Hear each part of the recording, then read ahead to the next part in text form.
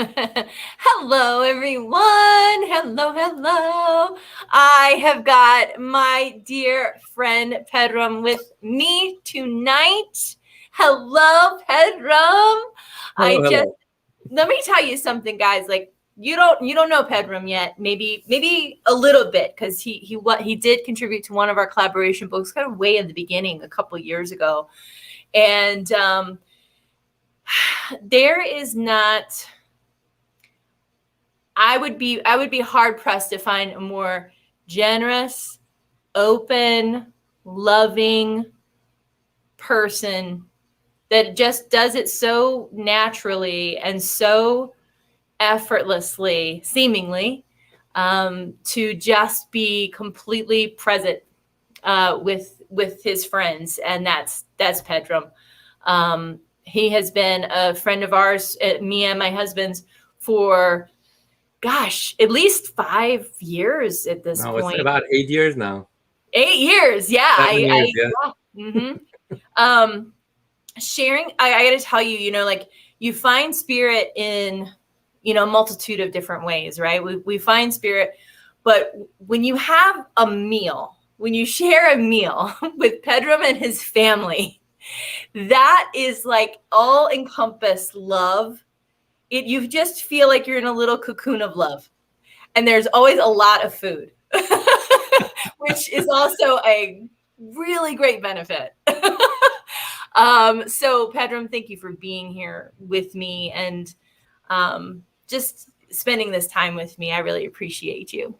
Thank you very much. I'm honored and humbled with your beautiful presentation. I'm not that good, but I'm trying. But, only a wonderful person would say they're not that good.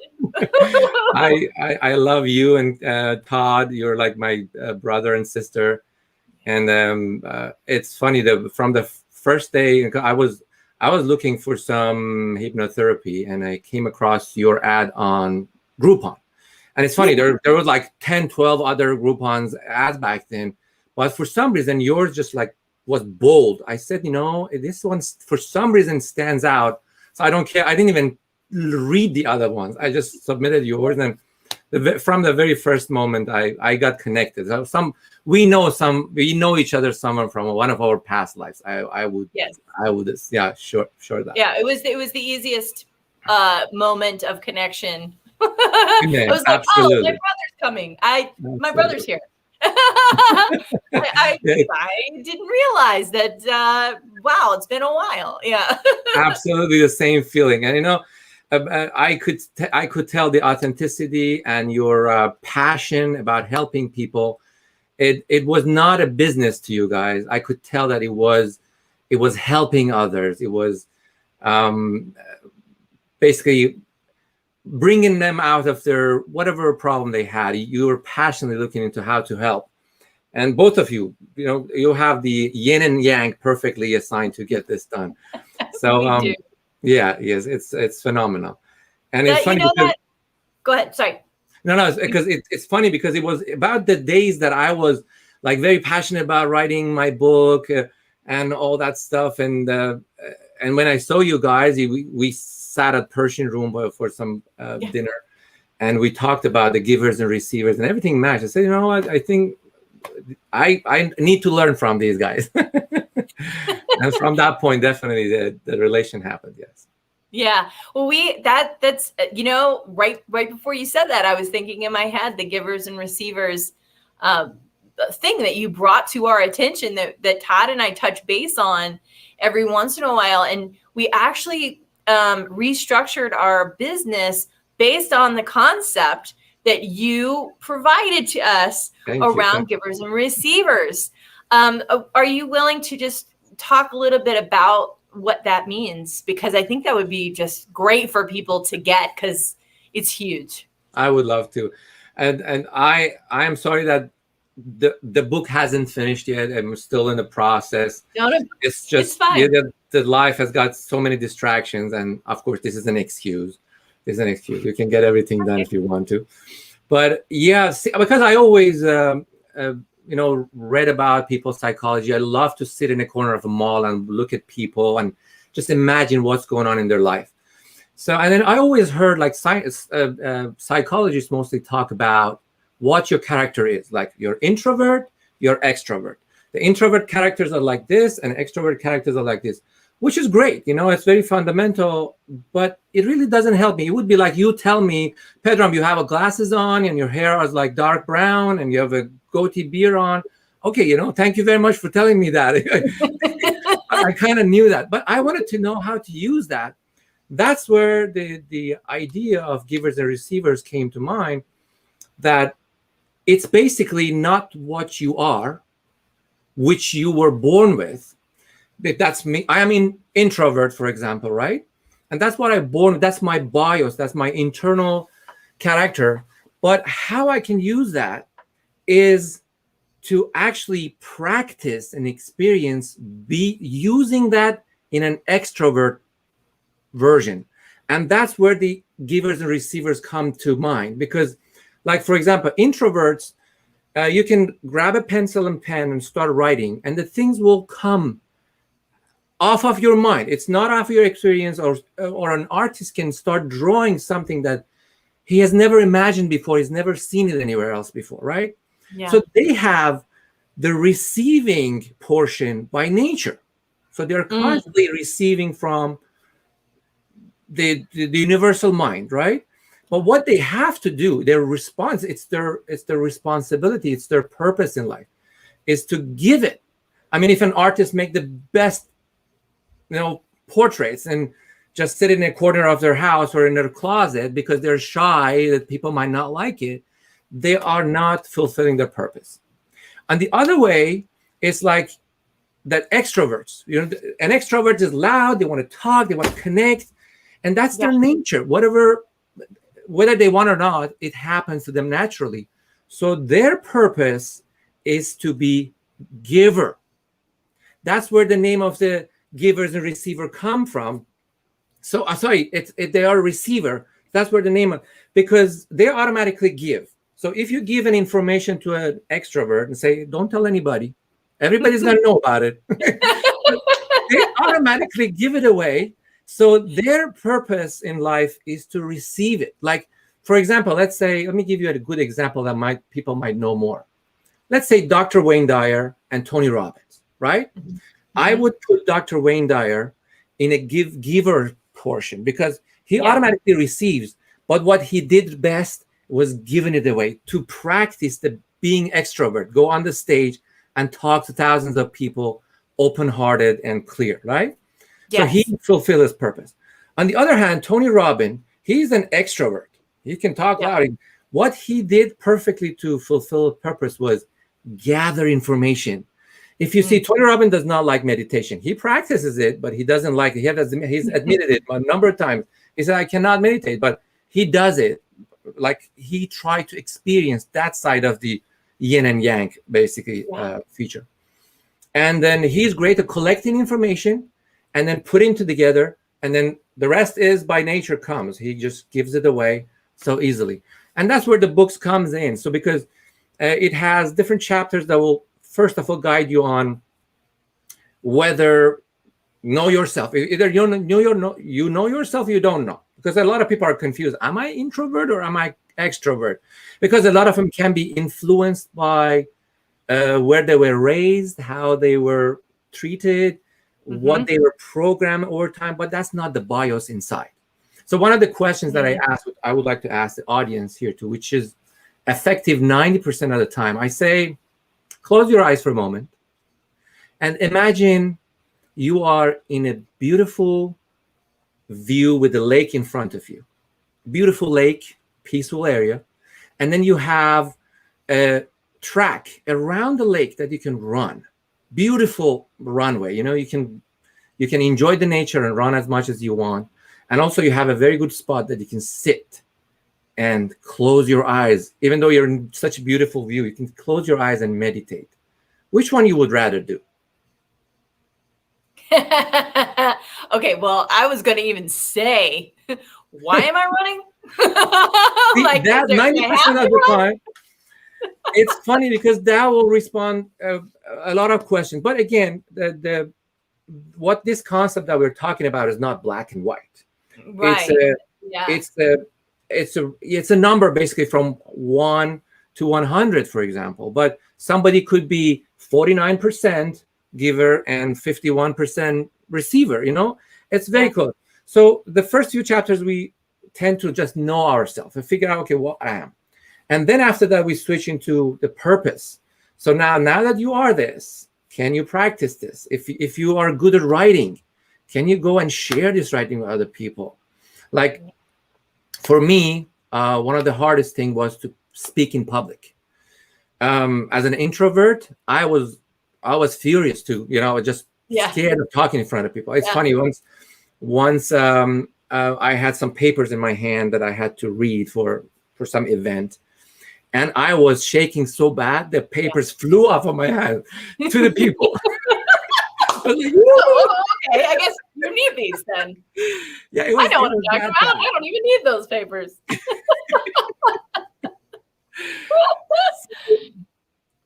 That's why, if you remember, I had a talk at DebEx, and you were kind enough to it was come. a joy.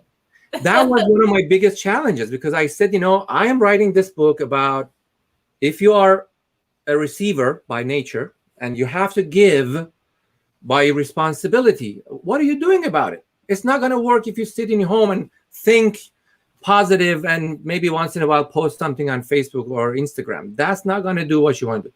So I challenged myself, which was great. I mean, that was a breakthrough for me, speaking in front of 500 people. Yeah. Even though I got paused for a moment, and you remember the story and all that stuff, but that was a breakthrough. That was like, oh my God, that's it's not that bad. No, and you were fantastic. And I mean, even with technical difficulties and all these things happening simultaneously, that would take somebody out, including myself. You just stayed with it. You were patient. It's such a wonderful thing. The way that we interpreted this giving and receiving idea has been because, well, you told us, you said Kyra's a giver, Todd, you're a receiver. We're both introverted. But he might walk around the lake, right? But I would see, how far is it to get to that bench? Because I could just as easily sit right here, So, so we're both introverted by nature. But the way we used it within our business was, he does kind of the sales stuff, because he can allow money in more easily than I can. I don't know whether it's some kind of judgment or if it's some kind of thing that I have or some other block or some money issues that I've got going on. Or if it's just that my job is to focus on giving. And I naturally feel good at giving. He naturally feels good at receiving. And once we switched those roles, everything started to click into place. Is that a good example of what you're? That's a great example. And as I said, it's not a black and white. So when you say Todd is also an introvert, I would say have him rethink about it. Maybe he is on the 51 percentile of the extrovert. Maybe because I have seen his activities, his passion in speaking, his marketing and business and sales. I mean, there's no question extrovert people are better at sales. And then I can see that Todd is very analytic. He can put the puzzles together very well. These are mostly the characteristics of receivers, because he knows how to receive. He knows how to grab this information and put them together and then give it out the best way possible. Yeah, so, he is. It is almost miraculous to watch him do this. It's like watching Bobby Fischer play chess. Whenever I'm watching him, I believe you. I'm like, wow. And because it's definitely not my strength. And so I'm always wowed by other people's abilities because I know I would never be able to do it. And so, but what I do also wows him. And so, yeah, it's so right on, amazingly. So what else do you want to say about givers and receivers? Anything else you want to say? I would say because a lot of us are distracted by our society, the way were raised, and a lot of programs are in here. First of all, the best thing is to know ourselves. Sadhguru, if you know Sadhguru says, we're trying to reach out to the universes and discover here and there when we don't even know our own user manual. I mean, first of all, we should know our own user manual, at least in the basic level. I don't want you to be able to levitate, or because I believe if we know ourselves properly, we can do all of that. We can port from one point to another. We can levitate. We can do all of that. This body, this spirit and body combination is the most powerful thing ever. That's my personal belief. Creative. I agree. Yeah. It's just we don't know how to use it. We definitely don't know how to use it. So I would say first know yourself as good as possible. Be honest with you. Write down your characteristics. Write down your likes and dislikes, and then put them together. Find out who you are, where these programs came from. Was it from my parents or was it from myself? Is it calling me deep inside? Like one of the things I tell my friends is they say, okay, what's my purpose? How can I find my purpose? It's hard to find. I say, okay, what is it that if you ever see, whether in the movie or in nature, it makes you tear of joy? What is that? Yeah. And different people have different things. Some people say seeing lost people find each other, seeing some talents show up, seeing a beautiful nature, watching this little ant walking, among its peers. That makes I said, see, that is your blueprint calling you. Why did that just make me tear up? Little ants walking among its peers. Probably you love nature. Probably you like nature. God. No, I do this, Pedram. I do this. I will sit at the park with my dogs, and they could be running around. And if I see a little line of ants, I will pay an uncomfortable amount of attention to those ants. Like, I think at some point the ants might get self-conscious. Yeah, so see, that's that connection. Yeah. That's your blueprint calling, because they say, okay, you love nature. Human is a part of nature as well at the same time. That's what you're doing. But I bet you if you would have become a veterinarian, you would have been still as good. Yeah, because that's the nature. And for me, for example, it's funny because every time I watch like American Idol, for example. Oh my God, I've been watching American Idol reruns like crazy. If somebody discovers a glimpse of their talent, even if their voice is not good, but they feel good about what they did, I can't hold my tears. It's just like, oh my God, they found something that they couldn't find till this. And that's one of the things I would like to do this meditation, because I think throughout the meditation, people will discover what's hidden within them. Mm-hmm. And that what brings tears to my eyes. When somebody shared at the end of our meditation sessions that and they had tears in their eyes, that, oh my God, during this visualization, I saw this event during my childhood, and now I discovered what was happening in my life today that's so hard.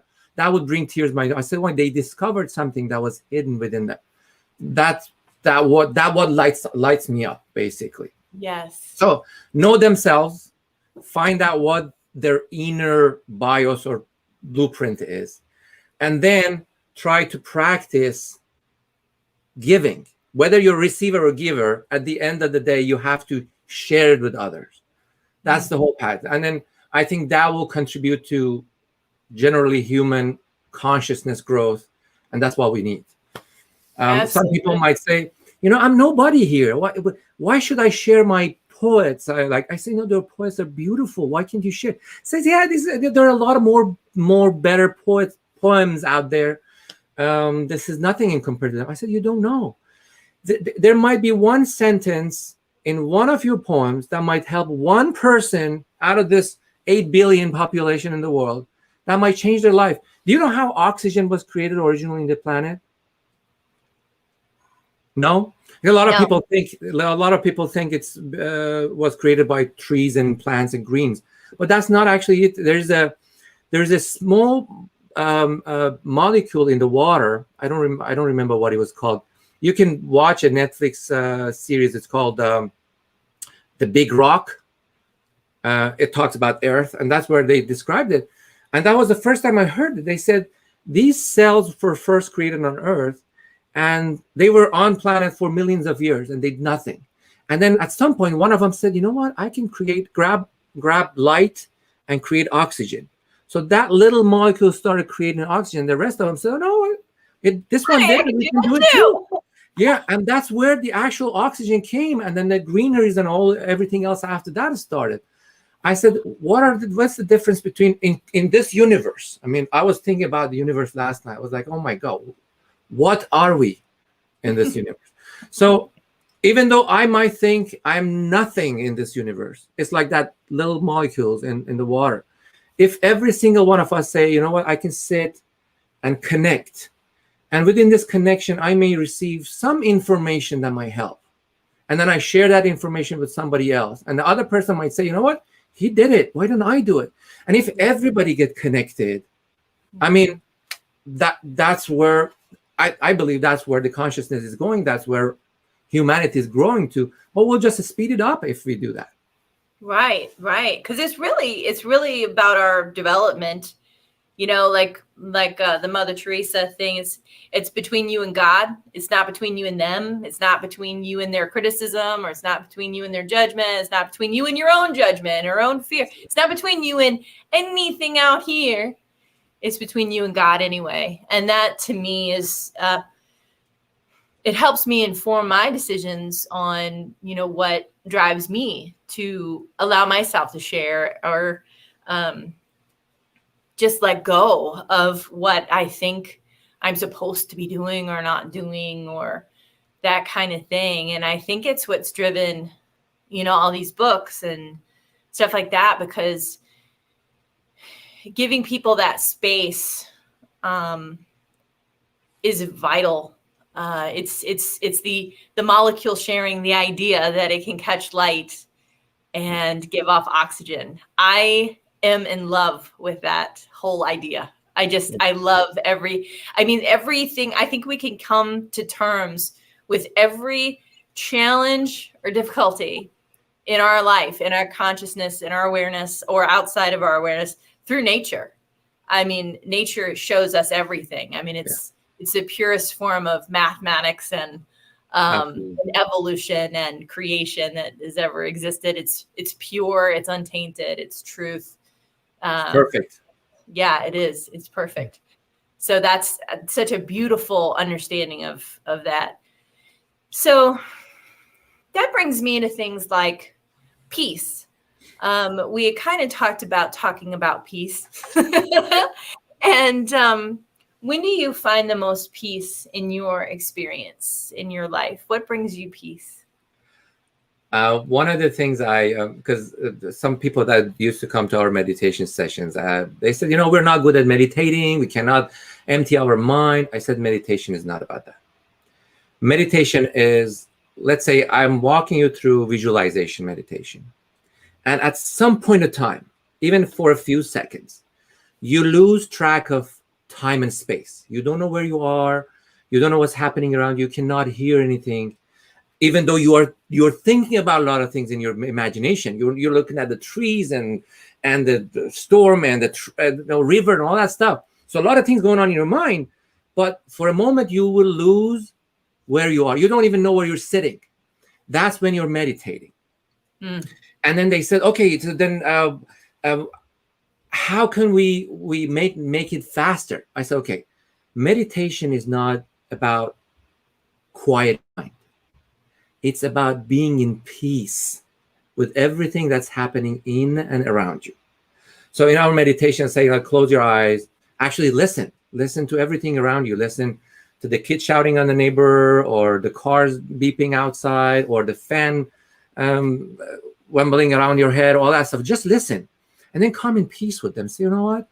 That sounds beautiful. It's a phenomenon. If you were in space, you couldn't hear any of that. We are here, we can hear them. So it's amazing. So listen to them and come in peace with them. And then internally say, okay, what's happening in my life right now? I had a fight with this guy. My colleague was pained this morning, and I have a check due tomorrow, and all that stuff. Just come in peace, because right now, right here, has nothing to do with any of that. Just if you come in absolute peace with that, you are in meditation. That is so 100% right on, because I think people have that experience of being distracted, and then they think they're doing something wrong. And then they think, well, I can't relax because I'm being distracted, and I'm supposed to be able to shut this out. And then you're talking to yourself about how you can't do it. And that's it is so true. There was a animation that I saw where it was a samurai sitting like, kind of on his knees, and he's like, I'm going to meditate. And a fly comes around and lands right on his nose. And he's like, I have to watch that animation. And then he's like, well, I'll just kill it then. So he takes his sword and he cuts the fly in half, but the fly becomes 2 flies, and then he starts flying it, and then there becomes 4 flies and 5 flies and 6 flies, and 20,000 flies are just swarming all around him until he sits back down. He gets calm, and I think coming to peace with the buzzing. Yeah. And then it's just 1 fly. Boop.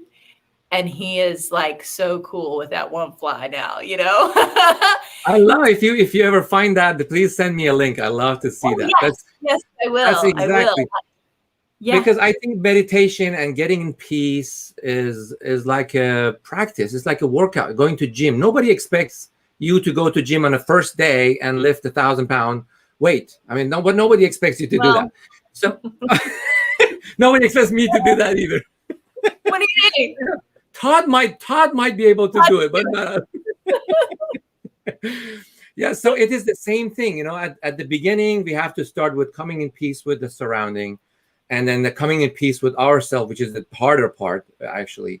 And then after that, started visualizing and then imagining these sceneries that we are basically practicing. And then once we lose the time and space, we are in that state. And once we practice this more and more, then automatically that quietness will come. Because once we're in peace with surrounding, you automatically will not hear it. Like it's like the meditation that Dr. Wayne Dyer has, Getting in the Gap. I don't know if you have heard that. My favorite meditation. That is beautiful, because it says the more you practice, the gap between these jail basically metals will be distant. And it's the same thing. The more you become in peace with your surrounding, automatically that quietness will come in. And at some point you can say, I can sit here for 20 minutes, 30 minutes, 1 hour without any concern. And that's where things will start happening. I mean, you're going to get visions, you're going to get lights, you're going to get messages, you're going to get amazing stuff. That's just unbelievable.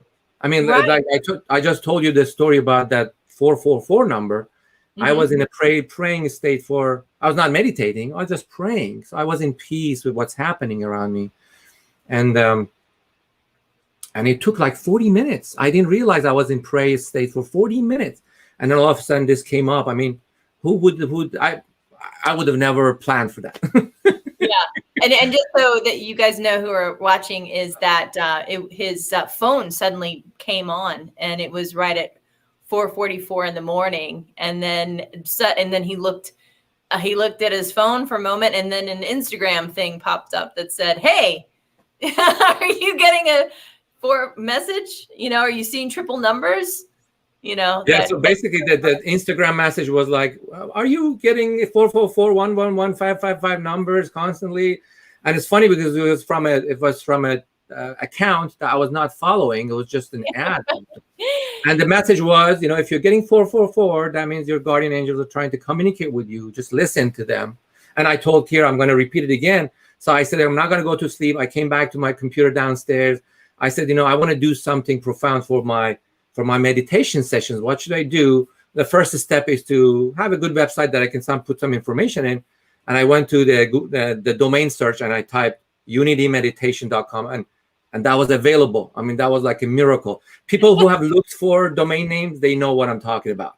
Yes, like it is impossible. a nightmare. You almost need to change your business name at times where you're like, this should be, no one should be doing that. And it's like, nope, you're going to have to put 5632,041 at the end of it. And you're like, yes, exactly. Yeah, so I mean, that is a divine blessing. Absolutely. Sure. So knowing this, and knowing that we are all created from the same essence, and we can connect to the same source of information the same way. I mean, it's nothing miraculous about it.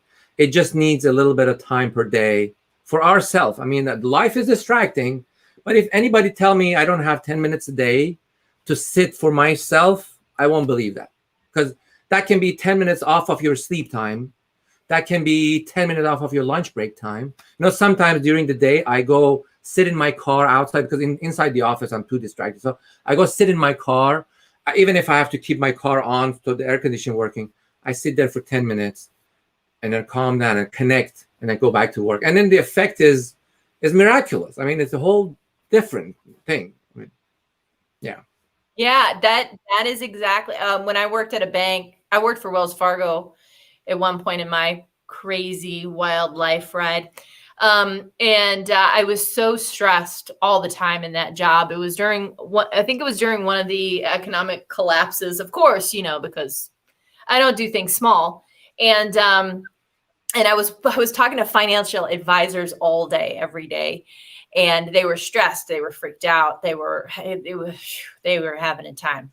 And so at lunchtime, I would get into my car and I would just rest. It started with resting, and then I would do the getting in the gap meditation, which, by the way, if you guys don't know what that is, you can go look it up. It's on YouTube, Getting in the Gap, Wayne Dyer.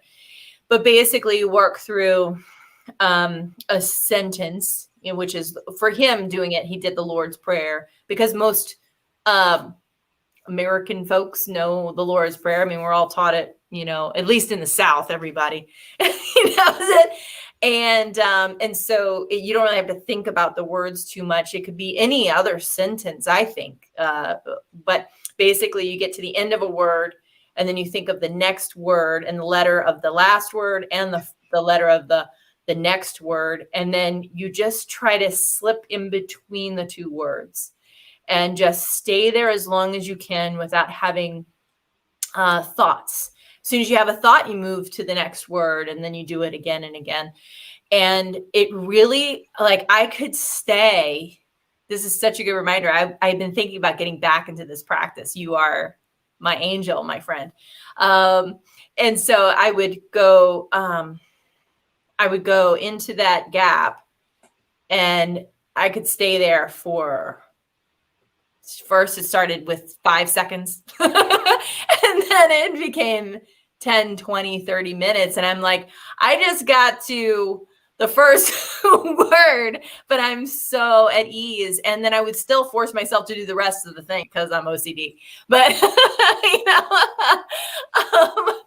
like, I gotta go. I can't stay in the gap this long, right?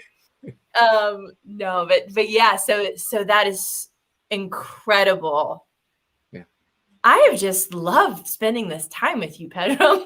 Likewise. I don't know how much time we have, but I don't care. We can. Okay. I did feel drawn. After I listened to Dr. Dyer's Getting in the Gap, a computer graphic came in mind, and because I again, it's a personal belief. I think we are all humans are angels, right? Well, yes. we can be drifted the wrong ways, but deep in the light we have, we are all angels. So it would be like you're an angel, but you're covered with all these 60,000 thoughts per day, like a cage around yourself. So what are those wings gonna expand, right? So your wings are always tight between all those thoughts, and you can't do anything with them. So this getting in the cap gave me this graphic idea. I made it. I don't know where it is, but I can put it on your page later on.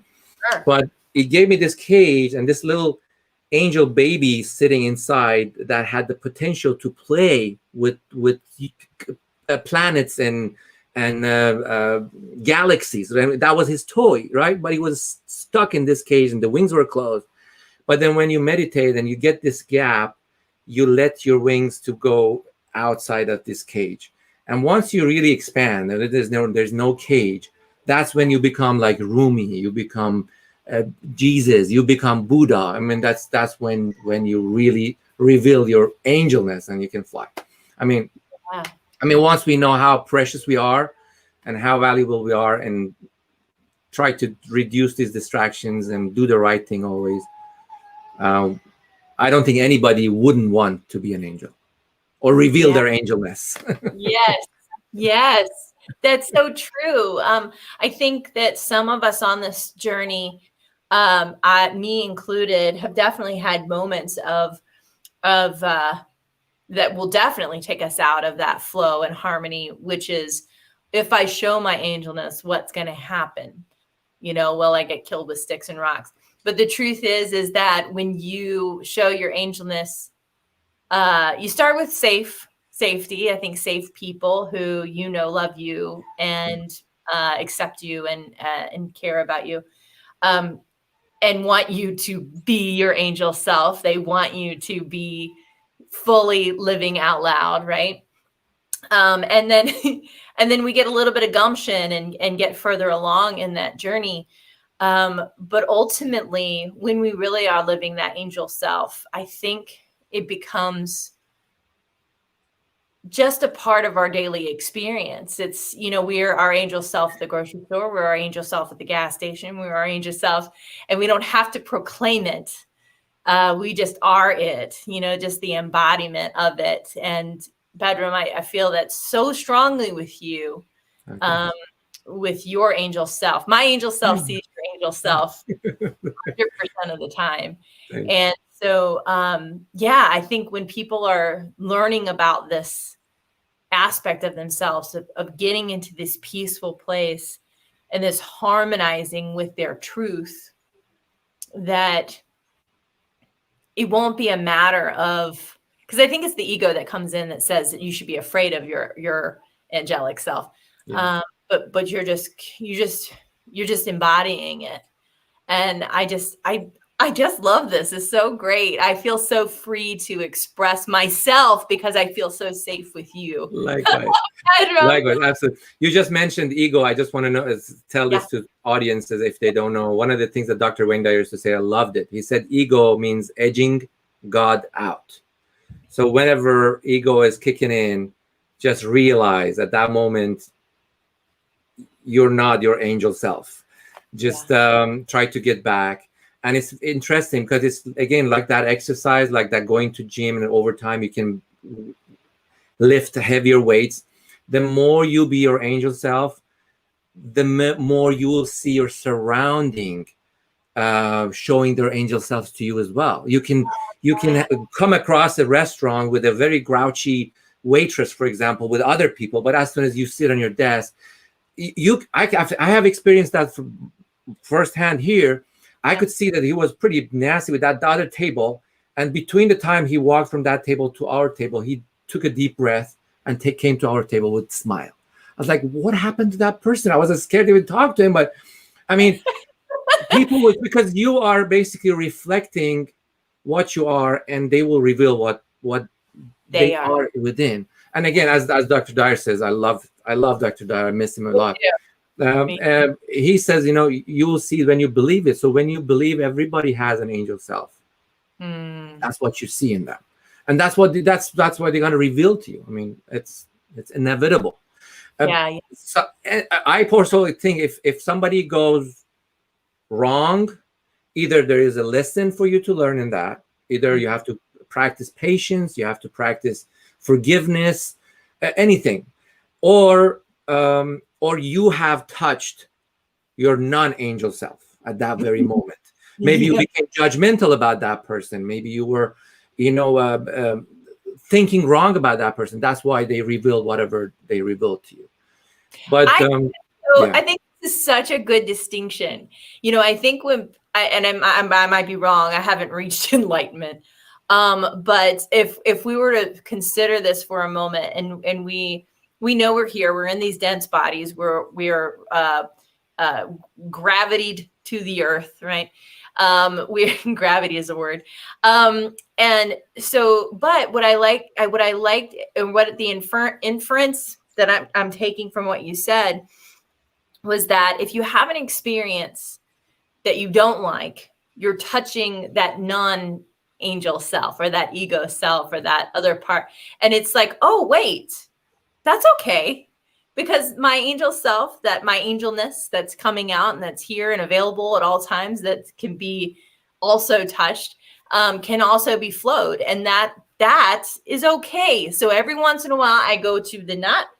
And that's all right, because I can switch gears and I can go back into that's why feeling. we're human. Otherwise, we wouldn't be here. Yeah, right. We are all learning and growing. I mean, Yeah. If you become 100% angel, you're not going to be here. You're going to be vanished and going somewhere else. Yeah, something like that. There you go. She must have become her angel self and flew away. That's cool. Kyra, now that we're talking about peace, I would like to share 2 more things that brings me peace. Actually, 3 more things. One is believing in yourself and how precious you are. The second thing is the talk that we had at DebEx. I had at DebEx, that everything in life happens for you and not to you. So if anything goes wrong against your wish or your plan, find out what is in it for you.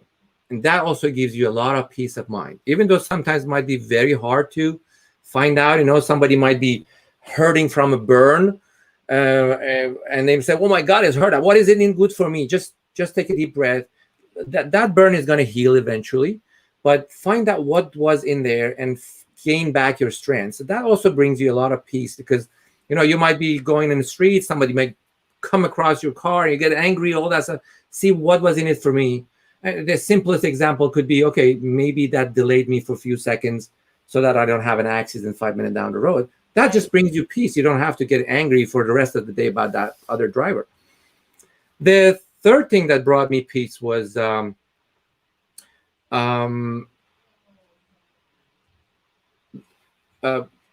think we all have a star within ourselves, right? This is my wild imagination concept, right? But it works for me. That brings me peace. Yeah. And I am the center of my galaxy, right? Mm-hmm. I am the central star of my galaxy. And any people that I interact with, either Todd and Kyra or my wife or somebody in the grocery store, they are those little stars that are rotating within my galaxy, right? Yeah. And I am setting up the rule for my own galaxy, how the gravitational force works, how the speed rotates, and all that stuff. So this is my universe, and you guys are the stars within my universe. And vice versa. You have your own galaxy, and I am a star in your galaxy. And that's why we all interact the way we are, because we're constantly in quantum physics. The distance doesn't matter. They have experience that they can move one photon on Earth, and at the same time, the other one rotates the other way on the moon at the same time. So we are all connected that way. So we can be in multi-universes, multi-planets. They said there are more planets on universe than the grace of sands on Earth. Can you imagine that? So now, so it's unbelievable. So with that set of mind, anything that happens around you, just be 100% responsible that this is your universe. You can change that attitude. You can change that behavior. You can control it. Not that going and forcing that person to do something, just go within, because it doesn't happen with physical. It all happens from the star within. So you have to go within a star within. And I love the Ho'oponopono idea. I don't know if people have heard about it. Just Ho'oponopono says, I love you. Please forgive me. Thank you. So once you close your eyes and do this Ho'oponopono prayer for somebody who is angry in grocery store, not even with you, with somebody else, that will bring peace to yourself and to them as well. And again, it is an exercise. So this is the second thing that brings me peace, my universe and me being in your universe. And the last thing is several months back, my wife and I were driving in the car, and we had, over husbands and wife, they might have some disagreements and stuff like that, which is absolutely fine. It's the fun of the marriage. I mean, otherwise it will be boring. Oh, so fun. Yeah. So then all of a sudden, I'm disagreeing with my husband. I don't know where this sound started resounding on my head, and it's not a word that I've heard before. It was like something started poking in my head. Said, I'm going to say it in Farsi, okay. Which is Persian. It says Daryosho. Daryosho means join with the ocean, become the ocean, right? And he kept saying Daryosho, Daryosho. I'm saying, oh my God, where am I hearing this from? My wife, do you hear it? I said, it was like so loud and so clear in my head that it was like definitely a message I'll never forget. And I realized once you connect to this universal abundance of forgiveness, abundance of love, abundance of finance. If some people might have a stress about finances, right? But once you connect to this ocean, and you might say, oh my God, I am a part of this floating energy of abundance of everything. What is the fear? Why an argument might hurt me, or why a financial stress might hurt me? But if you really practice this, and that worked for me, every time I'm in a stressful situation, I just tell myself, Daryosho, I'm connected to this universal abundance, and miraculously something happens in either a short time or a very short time in the next few days. Like, I'm like all of you guys, I might have some financial stresses sometimes. Oh my God, how do I pay this next month or next week? And then as soon as I go to this Daryosho, I say, I am a part of this floating energy of abundance. Why am I afraid of? What is it that either I have to learn what is it for me that I am stressing financially, or just connect. You will be, if you are in it, God will take you through it. So don't worry about it. Just you are in that ocean. That brings me so much peace. And it's funny. It's like sometimes I will tell you this, you will not believe this. We had a doctor visit. It's a very interesting example. We had a doctor visit, and they sent us a bill, a pretty large number of bill.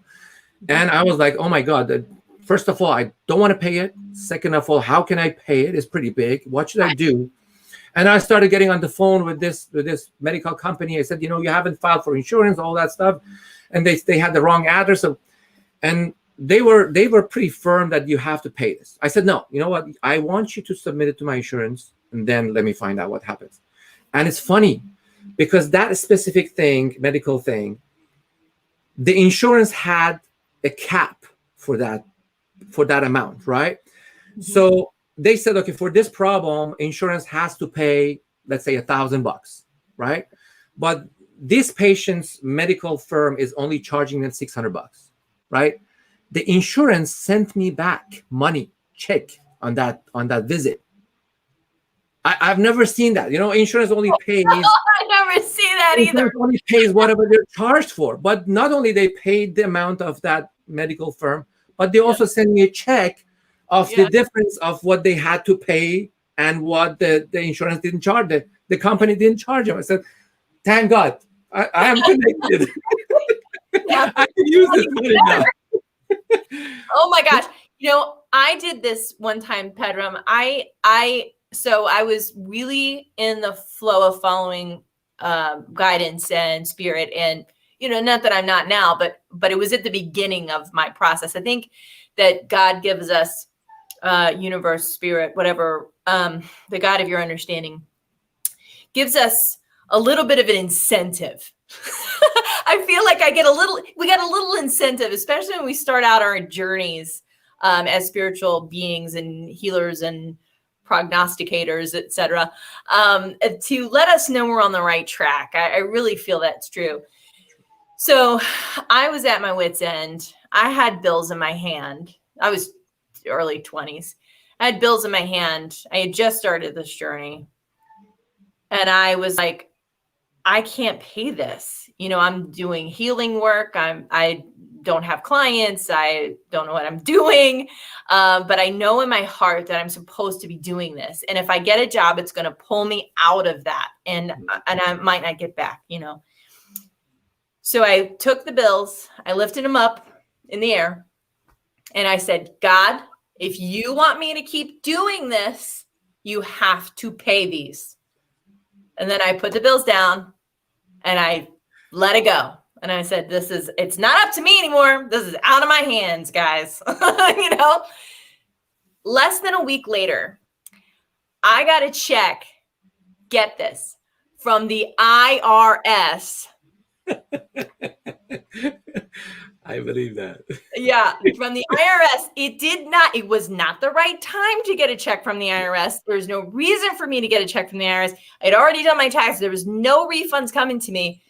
And here we go, $800, exactly the amount of money that I needed to pay my bills. Exactly, to the T. Not even like extra for a hamburger, because you couldn't give me a hamburger. You didn't ask for it. You didn't ask for the hamburger. It's my problem. But yes. So that was my signal to say, ooh, wait a minute. And so the ego, of course, wants to come in and be like, well, why don't we just get God to pay our bills every month? Well, you can.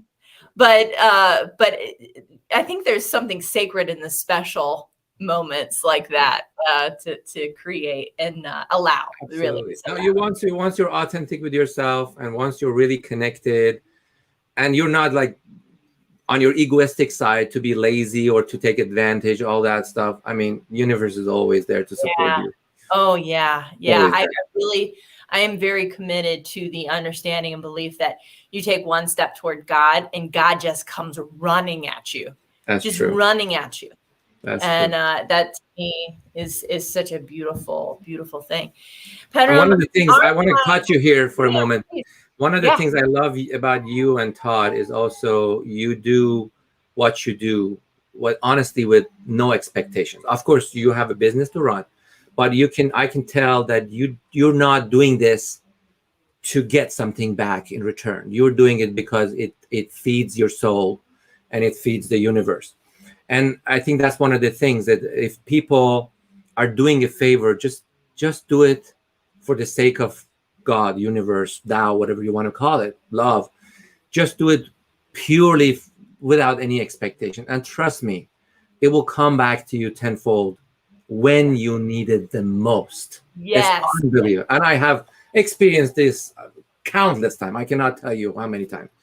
But once you do that without expectations, it will come back much, much bigger than you expected. Yeah, agreed. Same here across the board. Sometimes we get that initial like, oh, wait, I am understanding something at a deep level now. I'm going to tell you something, Pedram, that universe, the universe is in me and everything else kind of revolves around, and you're all stars in my universe. Oh God, that feels so good. That feels so good. Not stressful like I thought it would be, like stressful. Oh my God, I got to keep all these stars in the sky. No, it was just like, oh wait, I don't have to go out here and do this. I just go right here, and I don't even have to do anything there. I don't have to try to fix it. I don't have to try to make everything go in the orbit properly. I just have to feel peace, and then everything else just moves perfectly, exactly the way it's supposed to. That's already formulated. Yeah, it's already formulated with precision. All you need to do is here to connect with yourself and feel 100% responsible for what's happening around you. And what that happens, bring you peace. I mean, because then you're not going to get angry at somebody. Say, you know what? It's something that happened to them. I'll send them quiet love and ho'oponopono, and that will bring me peace. They'll bring them peace too, for sure. That's so good. Pedram, will you come back and visit with me again sometime? I would love that. I love these conversations, and I love you and Todd as my brother and sister again, I'll tell. And anytime, I would love this conversation. It helps me to grow and learn something from you. I love to hear from your audience feedbacks and their ideologies about how to grow, how to gain peace, because we are all angels for each other, and we are messengers for each other. Every single word that they say, I'm going to learn something from it, and I look forward to that. That's wonderful. That's wonderful. Maybe you'll do a meditation for us next time. I would love that. Really? Actually, I have a meditation that I personally love, and I do it kind of often with myself, and it's connecting with your guardian angel. Mm-hmm. And I would love to do that. That brings a lot of peace as well. Yes, that would be fantastic. Yeah, let's think of a good time to do that. I think that would be great. Sure. Guys, listening, do you have any way of people to get a hold of you at all, or are you kind of in a process with that? The website is up, unitymeditation.com is up, and there is a contact submit on the bottom. But they can also reach out to me at info@unitymeditation.com, and I'll be happy to respond to that. Yeah. Okay, perfect. Guys, thank you so much for joining us and listening. And if you were listening to the replay, I'm just this is one of the humans in my life that I adore, and I'm just so glad I got to share him with you. So thank you for being here. And Pedram, say hi to Zara for us and kiss those babies. I'll sure do that. All right. Thank you guys so much. Don't go anywhere. And I will see you all again soon. Love and peace. Thank you. Bye-bye. Bye.